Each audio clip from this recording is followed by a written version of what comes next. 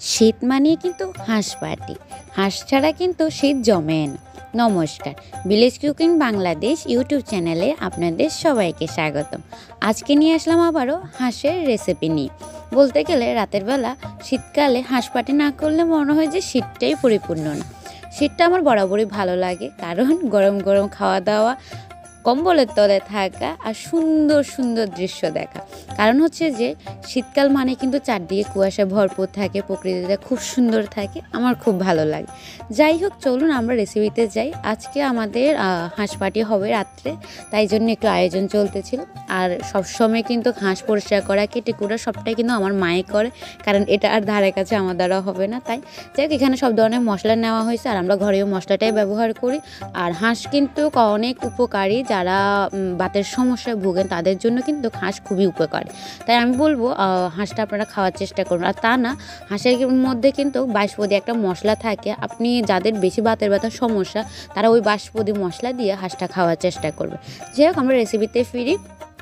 মা ভালো করে হাঁসটা পরিষ্কার করে ধুয়ে নিয়েছে।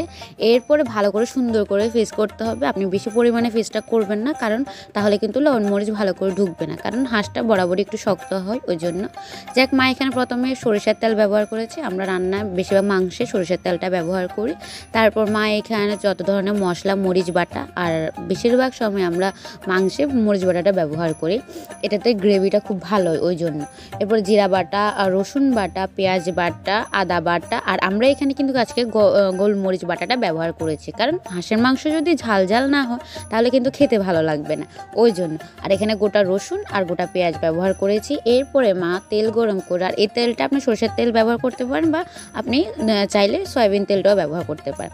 যাই হোক, ভালো করে মেখে মা ভালো করে এখানে তেলের মধ্যে মাংসটা দিয়ে দিয়েছে। আর ভালো করে কিন্তু মাংসটাকে কষাইতে হবে। হাঁসের মাংস আপনি যত কষাবেন খেতে কিন্তু ততই ভালো লাগবে।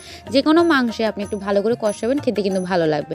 আর বিশেষ করে খাসির মাংস আর হাঁসের মাংস বেশি কষানোর প্রয়োজন, কারণ এটা বরাবরই খুব শক্ত থাকে, এটাকে ভালো করে না কষালে পুরো সফটনেসটা থাকবে না। যাই হোক, এখানে আমাদের কষানোটা মোটামুটি ভালোভাবে হয়ে গেছে। আর এখানে জল দিয়ে মা কিছুক্ষণ ভালো করে সিদ্ধ করবে। আর অবশ্যই হাঁসের মাংসের ঝোলটা খেতে খুব ভালো লাগে। আর আমাদের হাঁসের মাংস মূলো দিয়ে রান্না হয়, মূলো, পেঁপে, আলু, এই জিনিসগুলো হাঁসের মাংস খুবই ভালো লাগে।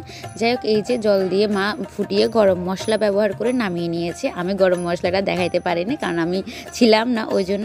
যাই হোক, আমার ভিডিওগুলো কেমন লাগে আমাকে অবশ্যই জানাবেন। ভালো লাগলে অবশ্যই লাইক, কমেন্ট, শেয়ার করবেন। অবশ্যই নতুন নতুন ভিডিও পাওয়ার জন্য আমার ইউটিউব চ্যানেল থাকবেন, আমার একটা পেজও আছে। যাই হোক, সবাই ভালো থাকবেন, সুস্থ থাকবেন। রাধে রাধে।